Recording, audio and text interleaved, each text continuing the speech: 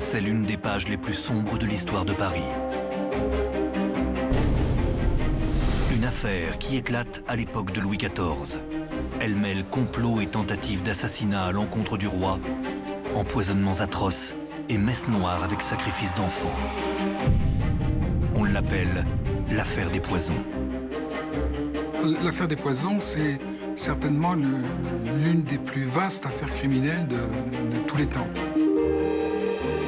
La ville de Paris compte plus de morts que de vivants.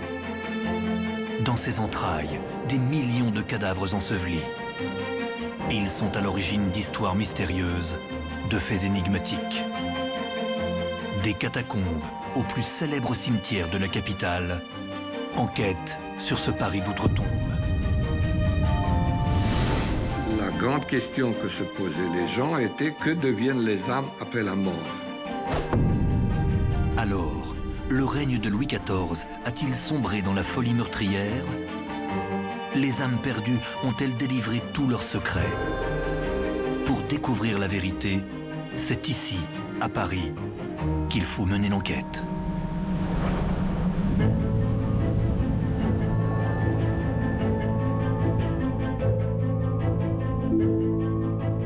Je m'appelle Jean-Marc Léry. J'ai passé ma vie à décrypter l'histoire de Paris, à en étudier les secrets, à parcourir le dédale de ses rues. Paris garde depuis des siècles des mystères. On classe souvent ses affaires dans le surnaturel, les mythes ou les légendes, les croyances populaires.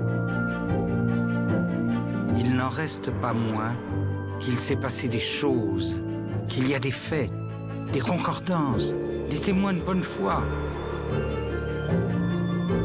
Historiens, scientifiques, investigateurs divers et autres policiers n'ont pu les résoudre. Il est temps de vous livrer les hypothèses les plus plausibles et d'approcher au plus près de leur vérité. Voici Paris tel que vous ne l'avez encore jamais vu.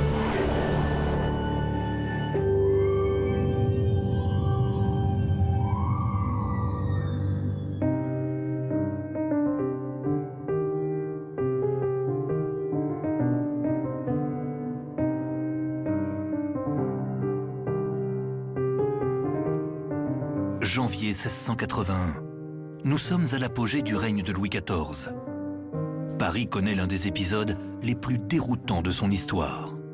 L'un des plus obscurs aussi, qui va créer une onde de choc sans précédent. L'affaire des poisons.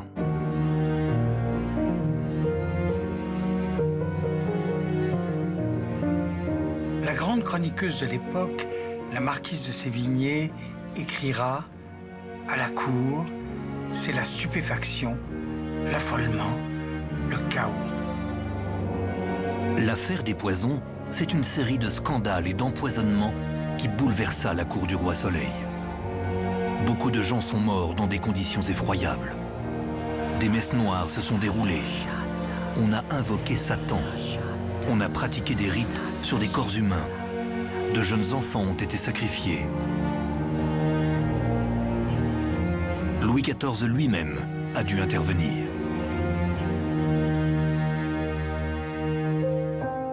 Cette affaire est un thriller, un cluedo historique avec de nombreux personnages. L'une des plus vastes affaires criminelles de tous les temps. Comment en est-on arrivé là?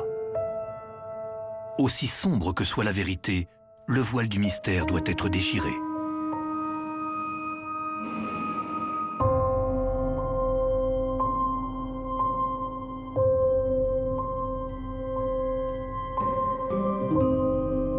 L'affaire des poisons démarre avec la découverte d'une première empoisonneuse. Et pas n'importe laquelle. Le 17 juillet 1676, vers 6 heures du soir, des centaines de Parisiens sont amassés à regarder le passage d'une charrette qui, du Châtelet par Notre-Dame, emmène la marquise de Brinvilliers à son supplice, place de Grève, aujourd'hui place de l'Hôtel de Ville. La marquise de Brinvilliers est issue de la noblesse, aussi bien du côté paternel que maternel. Elle est accusée d'avoir empoisonné son père ainsi que ses frères d'avoir aussi tenté d'empoisonner sa sœur et sa fille, et probablement diverses personnes dont le nombre reste inconnu. La marquise n'avouera jamais pourquoi. Nul n'aurait pu imaginer qu'une personne de la noblesse agirait de la sorte. C'est un électrochoc pour la société de l'époque. Cela remet en cause ses fondements mêmes. Un cap vient d'être franchi, mais ce n'est que le début. Une période bien plus terrible s'annonce. Durant cette seconde moitié du XVIIe siècle, une véritable psychose s'empare de la ville. Paris compte alors de nouveaux habitants.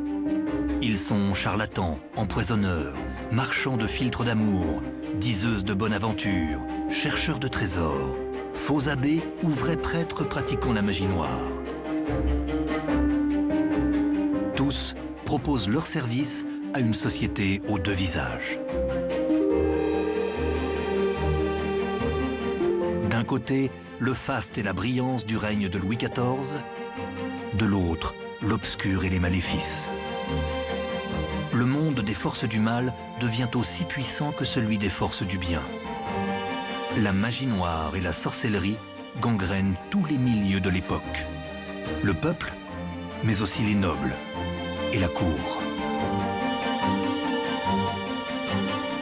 On est dans l'inquiétude, on va d'une maison à l'autre, le père se méfie de ses enfants, la mère de son mari ou de la grand-mère de ses petits-enfants. On est dans une inquiétude, on parle, c'est vraiment l'affolement. Donc il y a une espèce de psychose du poison.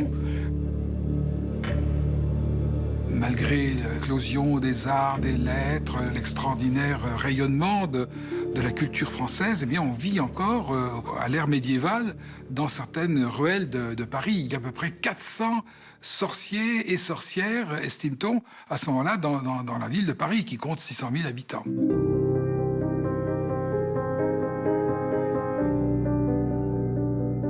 Ces centaines de sorciers vont alors aider à lancer une nouvelle mode funeste dans les rues de Paris. La confection de poisons aux origines et aux propriétés diverses. Au XVIIe siècle, on pouvait s'adresser, quand on cherchait des poisons, soit à des substances d'origine végétale, soit à des substances d'origine minérale. On utilisait dans les végétaux essentiellement l'aconite, qui est un excellent poison, très puissant, la belladone, la jusquiame, la morelle, le datura. Et puis, on utilisait aussi la ciguë, bien sûr, qui était connue depuis l'Antiquité. Et puis, au niveau des substances d'origine minérale, on utilisait l'arsenic et puis, bien sûr, le sublimé corrosif, qui était le poison favori de la Brinvilliers. Certains poisons peuvent aussi servir d'aphrodisiaques. Ils sont confectionnés à base d'urine, de sperme, de sang menstruel, de rognures d'ongles, de bave de crapaud et de mouches cantharides, appelées aussi mouches espagnoles. Alors, les mouches cantharides ne sont pas des mouches. Ce sont des insectes d'un très beau vert, un bel insecte qui a l'air sympathique. Et on utilisait les cantharides pour provoquer l'érection. Mais cette érection était particulièrement douloureuse, s'accompagnait d'urine sanguinolente et c'était quelque chose d'extrêmement toxique à utiliser. Donc ça conduisait à des décès dans des conditions extrêmement douloureuses. Et c'est vraiment un poison dramatique et qu'on pouvait se procurer assez facilement parce que les paysans en trouvaient facilement dans la campagne à cette époque-là.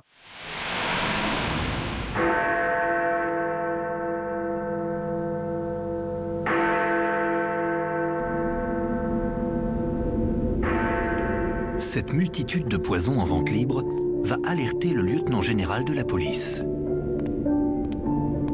Gabriel Nicolas de la Reynie va devenir l'un des personnages clés de l'affaire des poisons. C'est lui qui était en charge de l'enquête contre la marquise de Brinvilliers. Louis XIV lui fait entièrement confiance. Larigny est un personnage méconnu. Il est plutôt le précurseur de tous les grands policiers qui l'ont suivi, c'est-à-dire des Fouché, des Vidocq ou des Brigades du Tigre. Et c'est pas seulement un précurseur, c'est vraiment le fondateur de la police moderne. Ça a été le premier lieutenant général de police de Paris. Il a organisé une structure qui a donc pris le nom du lieutenant général de police, qui est l'ancêtre de la préfecture de police actuelle, et son rôle a été à ce point déterminant qu'il y a une plaque à l'entrée principale de la préfecture de police face à Notre-Dame de Paris.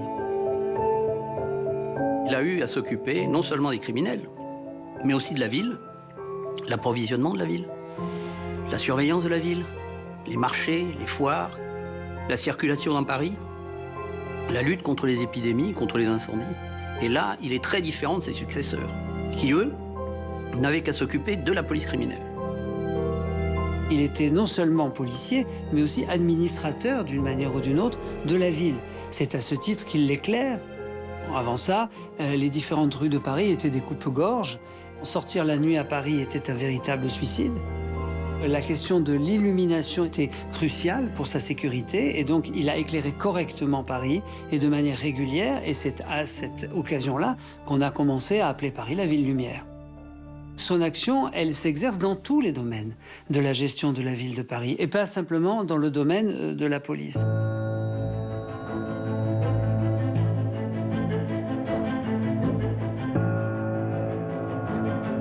En septembre 1677, un billet anonyme évoquant un complot contre le roi avec l'utilisation de poudre blanche est déposé dans un confessionnal de l'abbaye des Jésuites, rue Saint-Antoine. Larigny sent que quelque chose se passe. Pendant plusieurs mois, il lance ses enquêteurs dans les quartiers malfamés de Saint-Denis, où se pratique le commerce des poisons. Il procède à des arrestations, multiplie les interrogatoires, soumet les suspects à la torture. Les ministres du roi, puis le roi lui-même, sont abasourdis. Ils apprennent que plusieurs centaines de personnes se livrent impunément dans Paris à la fabrication et au commerce de poisons. On se rend compte que les affaires d'empoisonnement n'ont jamais cessé d'exister depuis la Brinvilliers. Les investigations de Larigny vont alors le mener à l'une des plus grandes serial killeuses de l'histoire.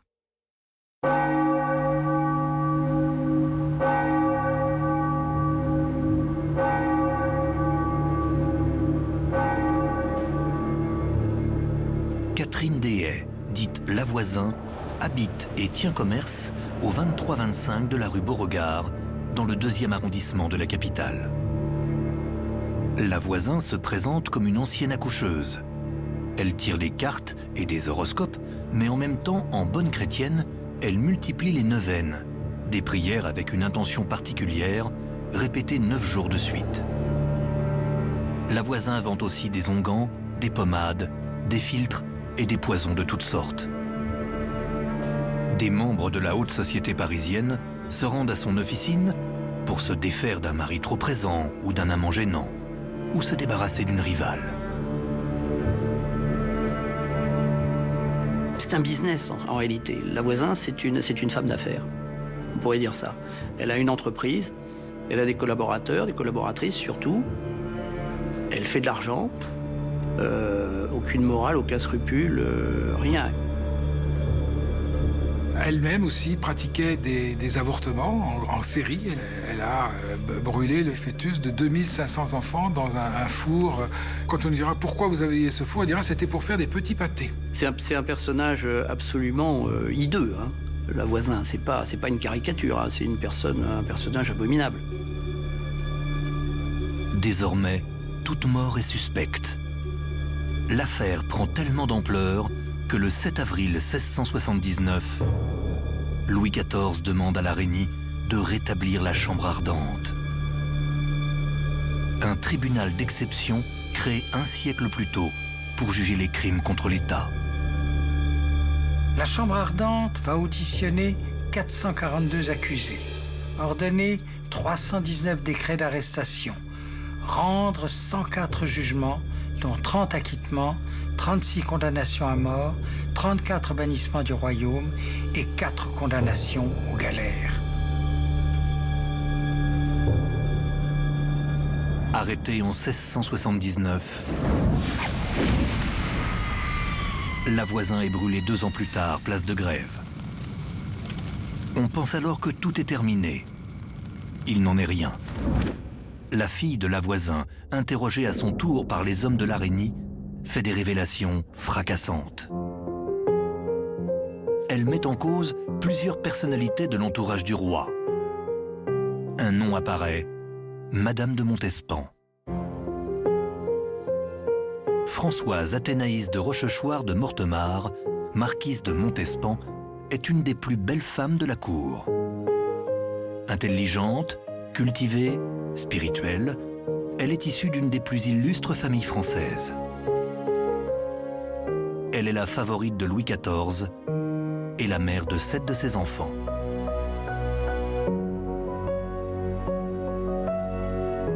Une jeune fille à son service, Mademoiselle des Œillets, serait venue maintes fois chez Lavoisin.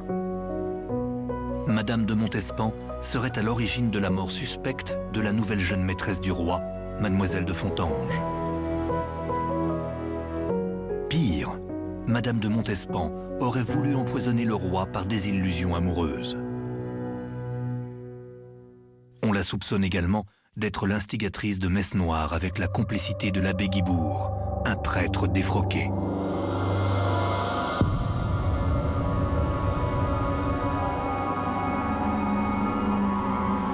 Des femmes étaient allongées, nues, un cierge noir dans chaque main, sur ce qui constituait l'autel de ces cérémonies macabres.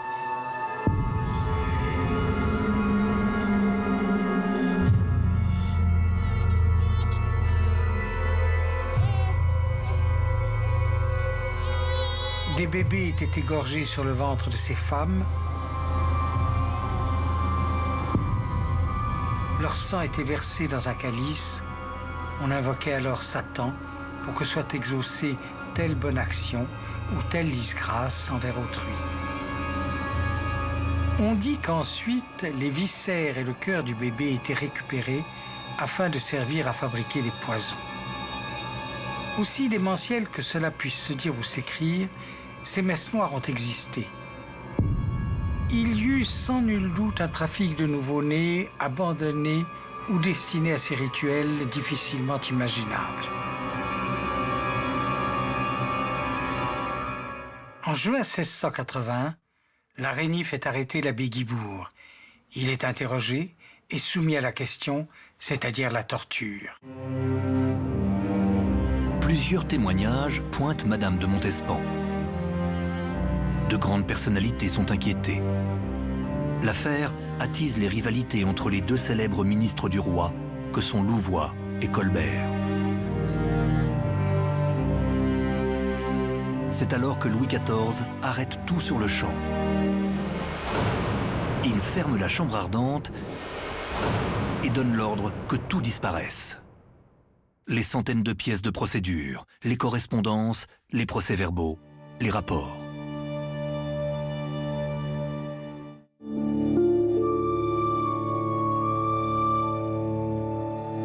Louis XIV aurait-il voulu protéger sa maîtresse? La vérité éclatera par hasard des années plus tard. Vers 1850, à la bibliothèque de l'Arsenal, le conservateur François Ravesson soulève des lattes du parquet de son logement de fonction dont il avait entrepris la réfection. Il découvre alors toute une partie des archives de la Bastille, et notamment des notes personnelles de l'Araignée qui ont été rédigées sur l'affaire en marge de la procédure. Pour les historiens, c'est un vrai trésor. On lui doit des remerciements au regard de l'histoire, parce que le reste de la procédure ayant été brûlée sur instruction personnelle de Louis XIV et sous son contrôle personnel, si on n'avait pas eu à la disposition des historiens et des archivistes les notes, les brouillons de la Reynie en quelque sorte, les notes personnelles qu'il avait prises, on ne connaîtrait peut-être que beaucoup moins cette affaire extrêmement importante dans l'histoire de France. Et je crois qu'on pourrait résumer son attitude comme celle d'un fonctionnaire sérieux qui avait des documents qui étaient très précis dans une phase de l'histoire qui est assez essentielle. Louis XIV a voulu étouffer l'affaire. Sous ses ordres, ceux qui ont parlé de Madame de Montespan n'ont pas été déférés devant le juge, tout comme ceux ayant évoqué des messes noires ou des sortilèges. Ils sont enfermés dans des citadelles en province, où on fera en sorte qu'ils soient oubliés. Mais une grande question demeure. Quel est le degré de culpabilité de Madame de Montespan? Aurait-elle tenté d'empoisonner Mademoiselle de Fontanges, la nouvelle favorite de Louis XIV, voire le roi lui-même? On voit au cours de l'affaire des poisons quand même qu'il y a eu des tentatives d'empoisonnement, plusieurs, à l'égard de Mademoiselle de Fontanges. Le seul problème en ce qui concerne Madame de Montespan, c'est que j'ai reconstitué la chronologie et qu'au moment où les complices de Lavoisin se présentent chez Mademoiselle de Fontanges avec des étoffes empoisonnées, à ce moment-là, Madame de Montespan ne sait pas encore que la jeune Fontanges est la maîtresse du roi. Donc, chronologiquement, l'affaire ne tient pas. Il y a eu quelque chose, mais Madame de Montespan n'est pas impliquée dans cette tentative.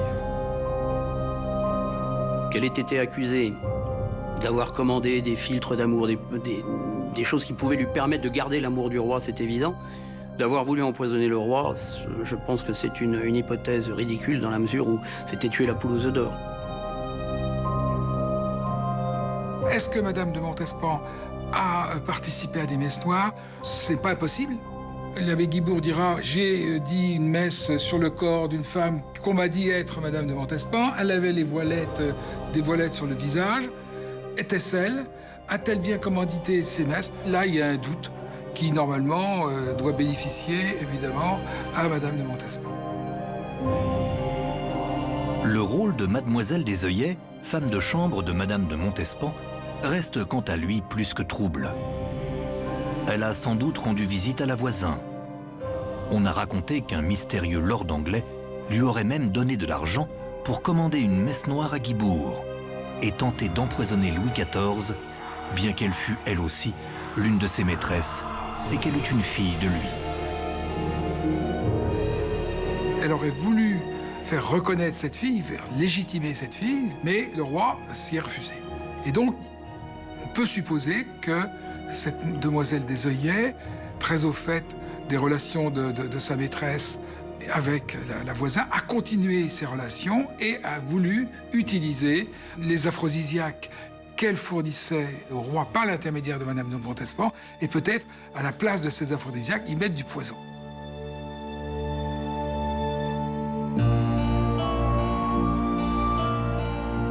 Cette enquête complexe qu'est l'affaire des poisons, cette grande affaire criminelle historique, est en partie résolue. Madame de Montespan a joué avec le monde des sortilèges et des aphrodisiaques, mais n'a pas voulu assassiner Louis XIV. En revanche, l'implication de Mademoiselle des Œillets est réelle. Tout le réseau d'ensorceleurs et d'empoisonneurs a été liquidé, même si de nombreuses personnalités sont passées à travers les mailles du filet. Au moins, un bénéfice sera tiré de cette affaire. Le 31 juillet 1682, le Parlement enregistre un édit qui fera date. Il punit sévèrement toutes les pratiques magiques et réserve aux seuls scientifiques le droit d'avoir des laboratoires. La page des poisons se tourne, même si ce mystère détiendra à jamais des zones d'ombre. Si cette affaire des poisons nous effraie tant aujourd'hui, avec tout son cortège de sorciers, d'envoûteurs, ses messes noires et autres, il ne faut jamais oublier que ces pratiques n'ont pas disparu avec le règne de Louis XIV et qu'elles perdurent encore aujourd'hui. On n'est pas dans une époque rationnelle, on peut avoir autant de technologies que l'on veut aujourd'hui. Il reste des pratiques qui remontent très loin dans le temps qui sont évidemment à nos yeux totalement condamnables, mais le seul fait qu'elles existent aujourd'hui pose des questions.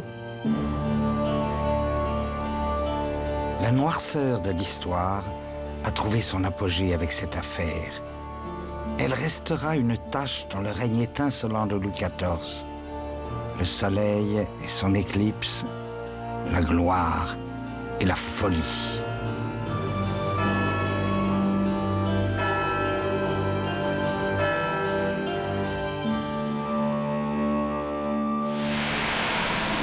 L'affaire des poisons laissera des traces. Elle a dévoilé un autre visage de Paris. Son goût pour le monde des ténèbres et de l'occulte.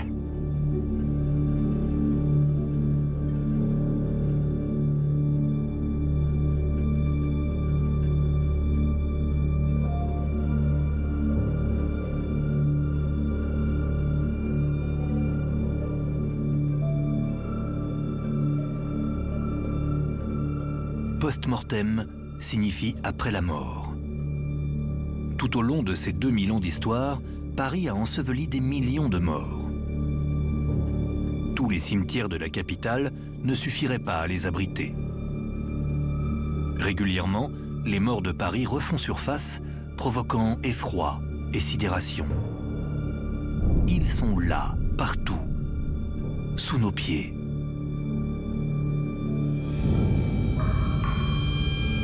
Il y a sous Paris une autre ville qui leur est réservée. Les catacombes sont les entrailles de la ville lumière, sa face obscure. Les cimetières de Paris, eux aussi, regorgent d'histoires singulières. Le grand cimetière des Innocents, le cimetière du Père-Lachaise, celui du Montparnasse. Tant d'histoires circulent autour d'étranges noctambules, de cérémonies secrètes, de fanatiques du vampirisme. Pour démêler le vrai du faux, les mythes de la réalité, il faut enquêter sur un autre Paris, celui de ses morts et de leurs secrets. Un Paris d'outre-tombe.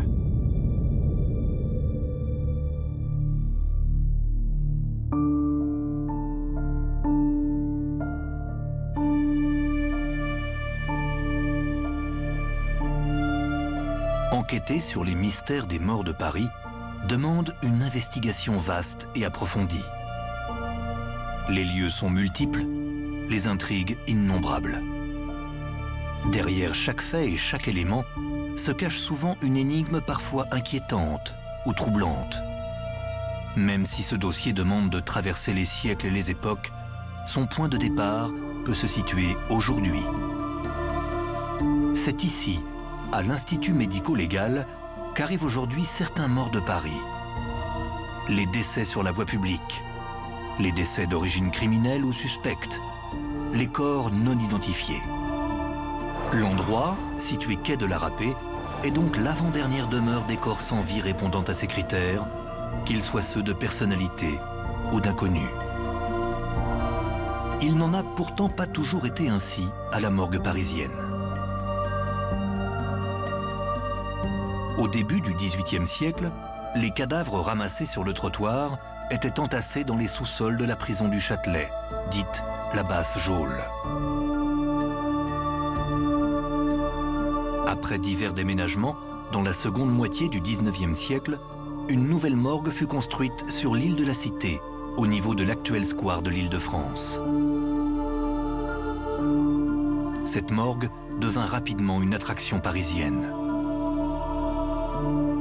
Les cadavres nus, rafraîchis par un léger filet d'eau, étaient exposés pendant plusieurs jours, attirant ainsi au quotidien des centaines de Parisiens et des étrangers. On y croise des bourgeois, des petites gens et même des enfants.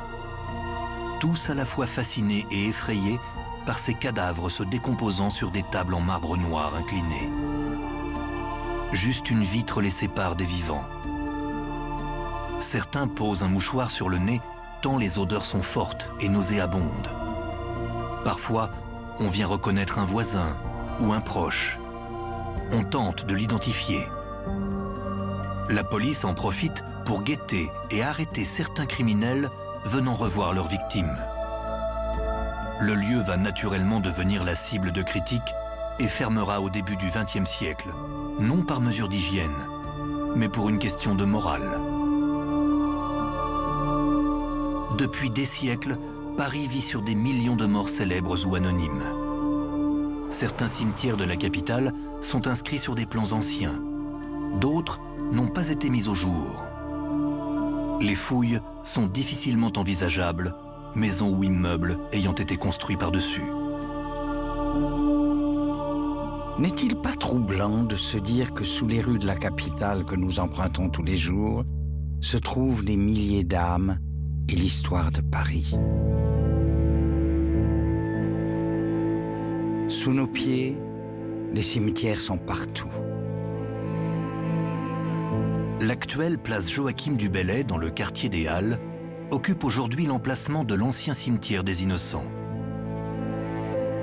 Il est le grand tombeau du Moyen-Âge et du cœur de Paris. Les origines de ce cimetière sont mystérieuses. La présence du cimetière des Innocents est attestée dès le XIIe siècle, mais il est sans doute plus ancien. Pendant des siècles, le cœur de Paris bat en cet endroit. Les morts côtoient les vivants. Le quartier grouille de vie avec ses marchés, ses écrivains publics, ses prostituées et ses mendiants. Les plus riches ont une sépulture individuelle, tandis que les plus pauvres sont jetés dans des fosses communes. L'une des fresques les plus étranges de Paris apparaît en 1424 sur les murs d'un des charniers du cimetière des Innocents. La danse macabre. Elle est la première œuvre de ce type connue en Europe. Elle a aujourd'hui disparu. Seule une reproduction publiée en 1485 nous est parvenue. La danse macabre, c'est une iconographie qui est assez ancienne. C'est une iconographie que l'on connaît dès l'Antiquité, ce qu'on appelle la rencontre des morts et des vifs. C'est une scène assez fascinante. Ça fait partie, à mon avis, des côtés spécifiques, magiques du Moyen-Âge, par la façon qu'il a de regarder la société. On a la figure de la mort, le squelette, qui vient, qui mène une danse, une vraie danse. Et les premières personnes qu'il tient par la main, ce sont les personnes les plus haut placées dans la société. La première personne qui suit la mort, c'est le pape, puis vient l'empereur, puis vient le roi. 30 squelettes conversent avec 30 vivants sur 15 tableaux sous lesquels des strophes de 8 vers expriment la vanité de notre monde. Au Moyen-Âge, on pense que la mort n'est que sommeil dans l'attente de la vie éternelle.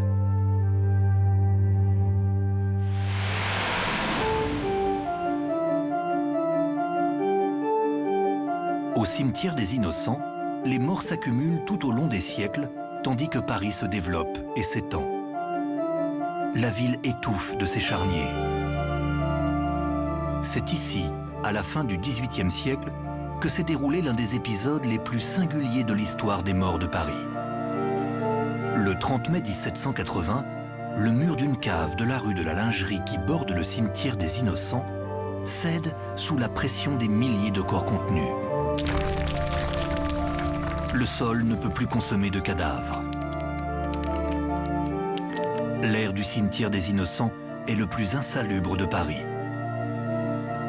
En 1785, on décide de fermer le cimetière des Innocents et d'entreposer les ossements ailleurs, sous la plaine Montsouris, dans le 14e arrondissement de Paris. À partir du 7 avril 1786 et durant 15 mois, les ossements de 2 millions de squelettes sont transportés pour leur nouvelle destination, les catacombes de Paris. À la nuit tombante, pour ne pas effrayer les Parisiens, des cohortes funèbres défilent à la lueur des flambeaux, accompagnés de porteurs de torches et de prêtres chantant l'office des morts. Les ossements sont ensuite déversés dans l'ossuaire municipal au travers d'un puits au bout de la rue de la Tombissoire.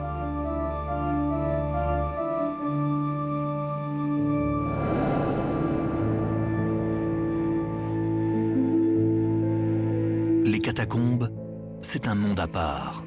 peuplée d'ombre et de présence. Elles sont aménagées comme un décor d'opéra. Le lieu est resté figé dans le temps.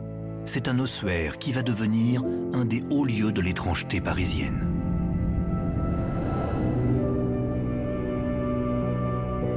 Cardinaux, princes, ministres, mendiants, prostituées, La Fontaine, Rabelais, Colbert, Danton, Lully ou Racine sont là, réunis ensemble pour l'éternité.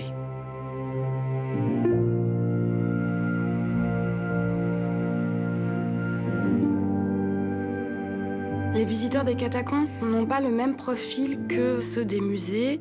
Ils viennent chercher une émotion et surtout voir un site qui est exceptionnel parce qu'il n'y a rien de comparable aux catacombes. C'est une carrière, c'est dans la pénombre, c'est souterrain. Il y a des milliers d'ossements, donc c'est ce caractère un peu exceptionnel, je pense qu'ils viennent rechercher.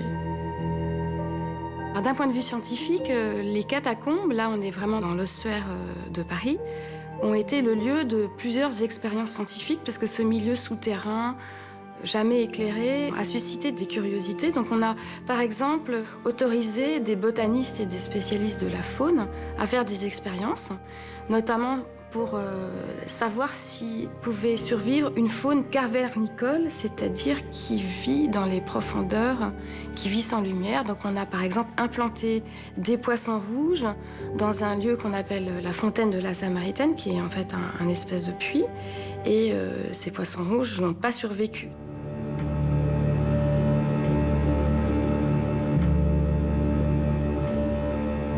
Alors, il y a une confusion entre les catacombes de Paris, qui sont constituées par l'ossuaire municipal, en fait un musée de la ville de Paris, et les carrières qui représentent le Paris sous-miné, c'est-à-dire tous les réseaux souterrains des carrières qui sont sous Paris, environ 300 km.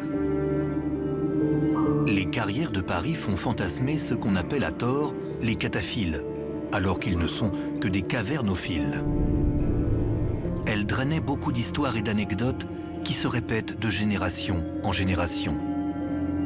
Comme cette stèle évoquant la disparition d'un mystérieux Philibert Asper. Il y a de nombreuses légendes sur les carrières, car ce monde souterrain, caché, a suscité beaucoup de fantasmes. Celle de Philibert Asper s'approche de la vérité, puisqu'il était portier du Val-de-Grâce, et on raconte qu'au moment de la Révolution, il a voulu s'emparer des bonnes bouteilles du Val-de-Grâce, et il s'est perdu. On l'a retrouvé plus de 10 ans plus tard avec son trousseau de clés. Une autre légende terrifiante a circulé autour des carrières de Paris. Celle du spectre de l'homme vert qui parcourait les dédales souterrains. Sous l'Ancien Régime, pour pénétrer dans Paris avec des marchandises, il faut passer des douanes. Et les contrebandiers ont imaginé qu'en passant par le réseau des carrières, ils évitaient la douane. Et pour être sûrs de faire leurs petites affaires tranquillement, ils ont fait courir ce bruit d'un homme vert pour éviter que trop de monde aille voir ce qui se passait dans les carrières.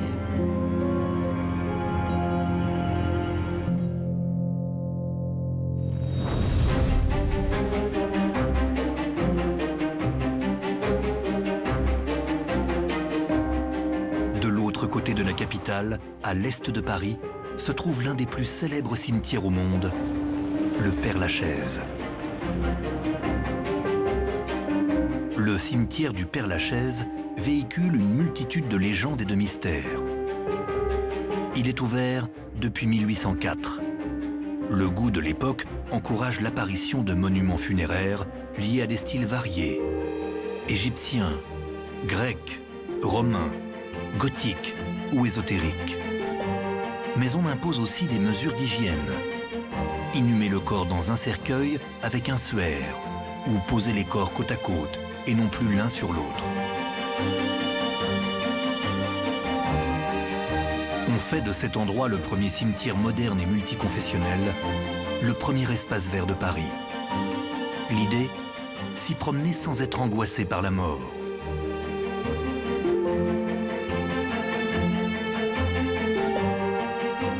Adélaïde Paillard de Villeneuve est la première personne inhumée au Père-Lachaise, comme l'atteste le registre de l'année 1804.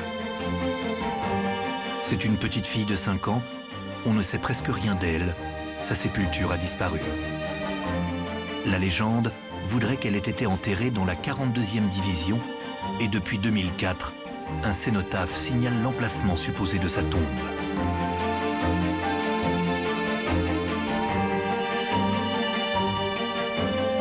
Ici repose la comtesse Elisabeth Demidov, née baronne Stroganov. Avec son mari, elle possédait l'une des plus grandes fortunes de Russie jusqu'à la chute du dernier tsar. D'ici, la comtesse peut se nourrir du regard de chaque visiteur. Elle domine le site.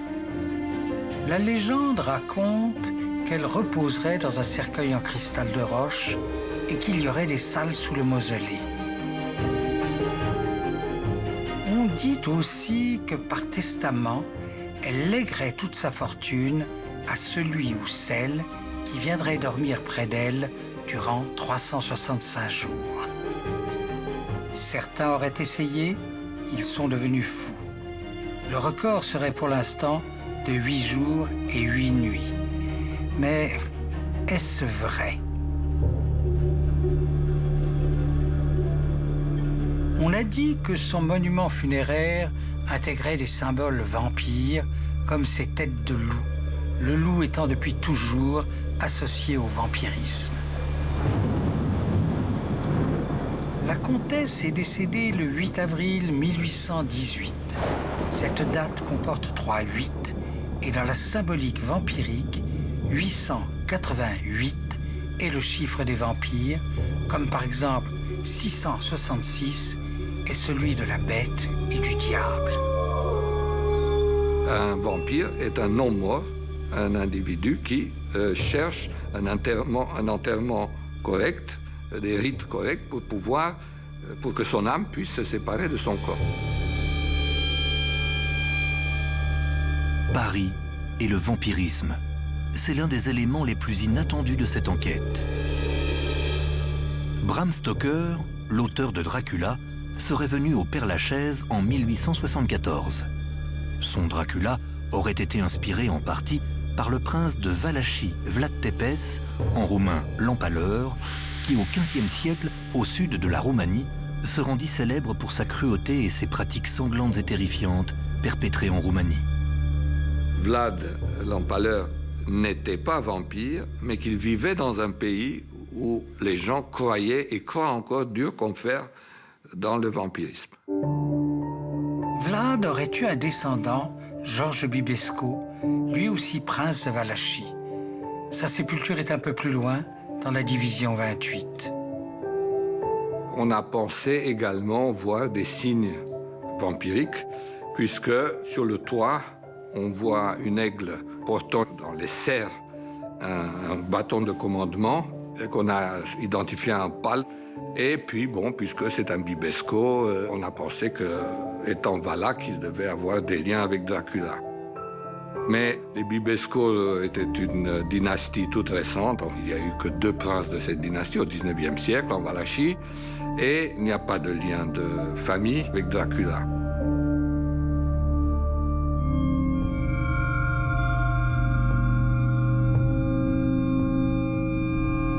Tout récemment, un directeur du musée du vampirisme, des monstres et de l'imaginaire, qui se trouve à 2 pas du cimetière, a annoncé, durant une émission à la télévision française, avoir appris par un inconnu le fait qu'une secte sataniste avait transporté le corps de Dracula lui-même et l'avait enfermé dans une tombe sans croix au cimetière.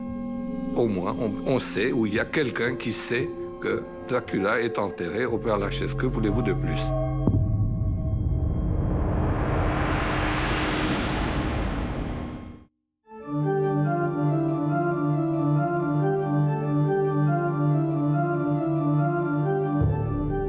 Certains vont tenter de jouer avec la mort, de la transgresser de la manière la plus macabre qui soit. Ce n'est pas seulement au Père-Lachaise, avec la comtesse Demidov, que l'ombre de soi-disant vampires va rôder à Paris, mais au cimetière du Montparnasse. Le 30 juillet 1848, les gardiens du cimetière du Montparnasse découvrent des cadavres de femmes jetés dans des allées peu fréquentées par les visiteurs. Elles ont été exhumées de leurs tombes et mutilées. D'autres profanations avaient eu lieu quelque temps plus tôt au cimetière du Père-Lachaise et au cimetière d'Ivry. Quel est ce fou que la presse va nommer le vampire du Montparnasse?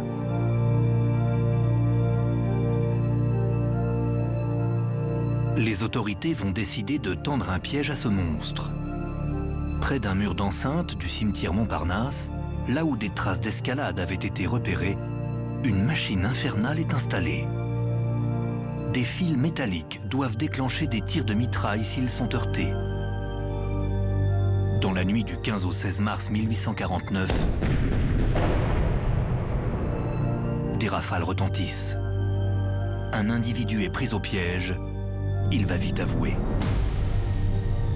On découvre que le vampire de Paris est un jeune sergent de l'armée française du nom de François Bertrand. Le sergent Bertrand ne sera condamné qu'à 1 an d'emprisonnement pour violation de sépulture. À l'époque, la nécrophilie n'est pas punie par la loi. Le viol de cadavre ne peut être retenu car tout acte de viol ne peut être considéré que sur une personne vivante non consentante.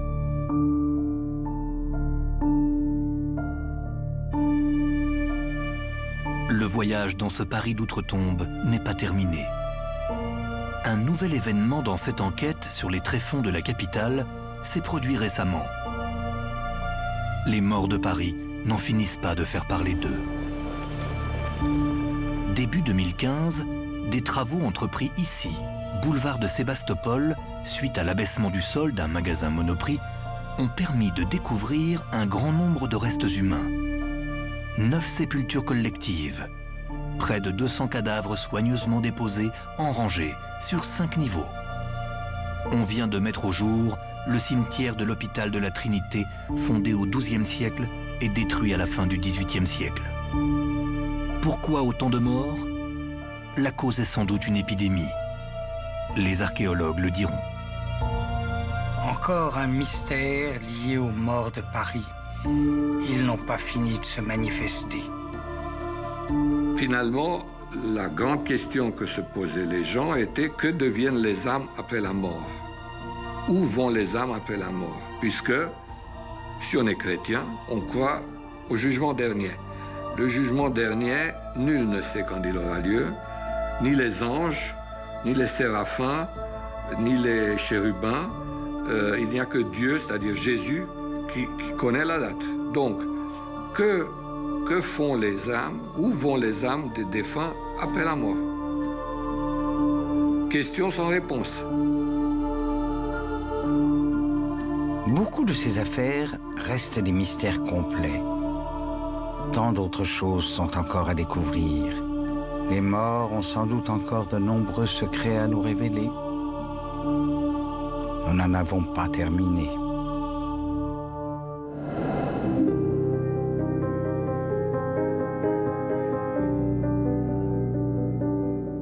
Comment imaginer des sacrifices d'enfants, mais aussi des profanations de cadavres en plein Paris?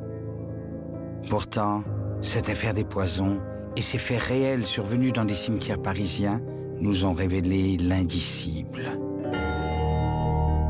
Ces 2 enquêtes sont parmi les plus terrifiantes et les plus terribles de tous les mystères de Paris. Un Paris gorgé de légendes obscures et de maléfices. Un Paris dont les ombres diaboliques sont toujours là, au détour d'une rue ou d'un cimetière, d'un document ancien ou d'une archive oubliée. Paris ne nous a pas encore délivré tous ses secrets.